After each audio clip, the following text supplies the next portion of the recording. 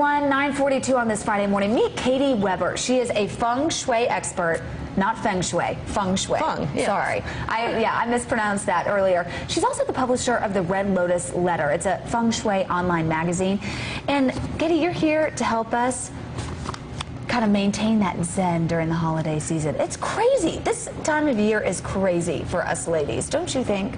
Oh yes, we have a lot on our plates between meal planning and shopping and cleaning and hosting. Oh my gosh, yes, it is a full list that we have to maintain to keep our houses and making everything look perfect and Martha Stewart-esque. Right. But it's also a lot of pressure to keep up with.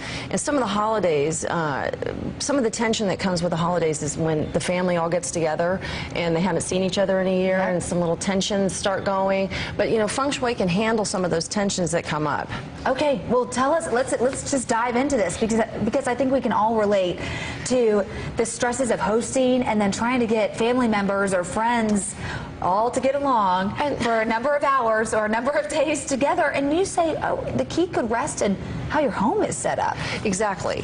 And you know, we have to, when we think about family members coming together, one of the symbols that comes to mind is the family tree. And for a good example of that is a family tree. What's it made out of? Wood. And most of the time what happens is when there's excess wood, that means excess family members, we're crowding 20 people into a room that normally fits 10 or 12, then people can get a little you know, tense and maybe a little bickering and that sort of thing. One of the ways that you can offset that is through your dining room table. Okay. So feng shui recommends that on your dining room table, if you want to kind of dispel bickering and increase the amount of enjoyment everybody has of the meal and being together, to add red and orange colors, which is definitely the colors of fall. Nice. And you can use that in a tablecloth or placemats. You can also forego the big flower arrangements because that's extra wood, unless they're in red or orange colors. And make sure that on the table there's lots of candles.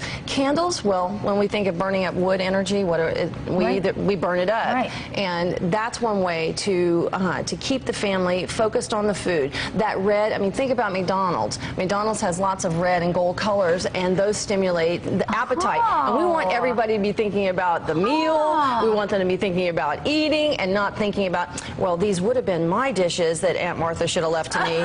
You don't want them thinking about that. That is so good. Okay, let's talk about after dinner when we're all sitting in the living room. Furniture arrangement.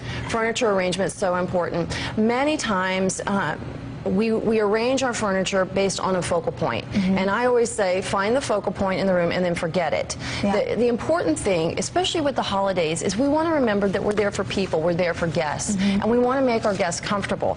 And if everyone is looking at the fireplace or they're looking at the TV, then that's really not people-centric, is it? No. So the way to arrange it is to put the sofa and love seat or sofa and chairs facing each other, and the TV and fireplace perpendicular to that. Do we have a photo of that? Do we have a photo of that, guys? I think we have a before and an after photo, or what to do and what to not do. Okay, so this is what you're talking about. This is the L shape.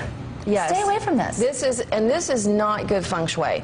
It may look like good feng shui, but it's not. And the reason why, that L shape, it's a 45-degree angle, isn't it? Yeah. So what it's going to do is it's going to create people having to turn and look at each other, and especially turn their necks, and then the conversation becomes a pain in the neck, right?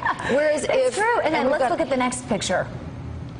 Can we pull that one up? This is what you're talking about. Now that is a feng shui room. It may not look zen-y, but it's comfortable. It's set up for people to converse, and I promise you, and not a TV in sight, and I promise you, people will talk. And leave room for the furniture to pull it out from the walls so that the energy can move throughout the room. And that will keep everybody in the living room talking and conversing comfortably, and out of the kitchen so you can get that meal for 20 out effortlessly. Okay, I kind of like this tip too. Encourage the lingering and the talking. So take the clock out of the dining area, the living area. Just take those clocks out. Yes, especially anywhere you eat, you want to make sure there's not a clock in there, because that's a symbol of death and passing time. When we're at the table, especially for enjoying a wonderful meal together and a holiday that we're thankful for, we want to spend as much time as we can. Yeah, and you saw right there that photo with the bright orange and the reds and the yellows for your tablescape. Yes. Oh, Katie Weber, you are so good. Will you come come back because I know you've got a lot of ideas for New Year's resolutions. Oh, yes. And I love earlier you said you don't have to be zenny to have feng shui. No, you don't. There you go. So you don't have to sit around in the lotus position. There you go. That's good to know. Katie Weber, thanks so much. Thank we have you. all of her information on myfoxaustin.com.